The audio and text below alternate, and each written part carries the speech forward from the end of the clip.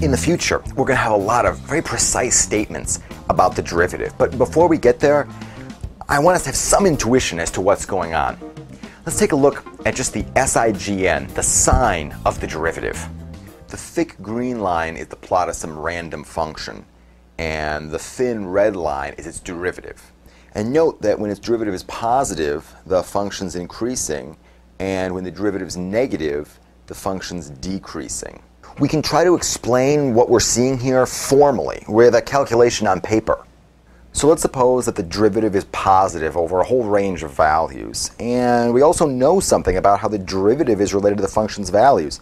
The function's output at x plus h is close to the function's output at x, plus how much the derivative tells us the output should change by, which is how much the input changed by, times the ratio of output change to input change.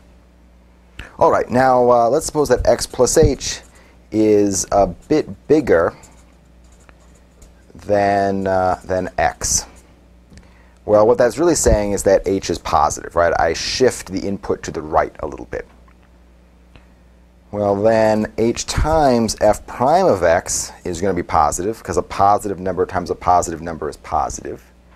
And that means that f of x plus h times f prime of x will be bigger than f of x. I'm just adding something to both sides of this inequality.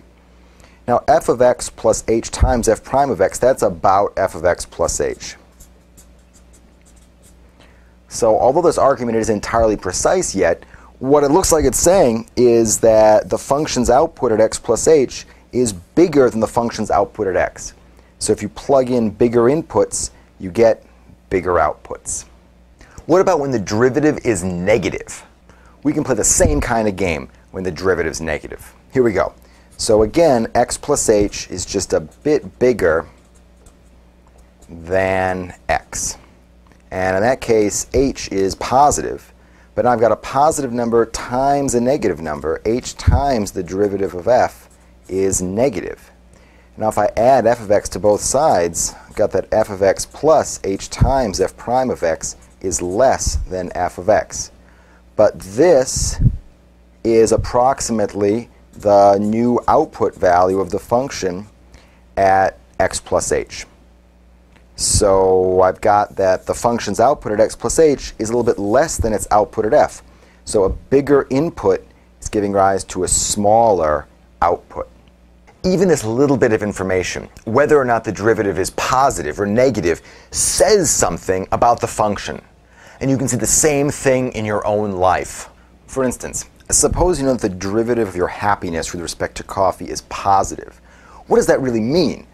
Well, that means that you should be drinking more coffee, because an increase in coffee will lead to greater happiness. Of course, this is only true up to a point. After you've had a whole bunch of coffee, you might find that the derivative of your happiness with respect to coffee is 0. You should stop drinking coffee. This makes sense because the derivative depends upon x, right? It depends upon how much coffee you've had. Not very much coffee, the derivative might be positive, but after a certain point, you might find that the derivative vanishes. This seems like a silly example, coffee and happiness, but so many things in our world are changing, and those changing things affect other things. The question is that when one of those things changes, does the other thing move in the same direction, or do they move in opposite directions? And the sign, the SIGN of the derivative, records exactly that information.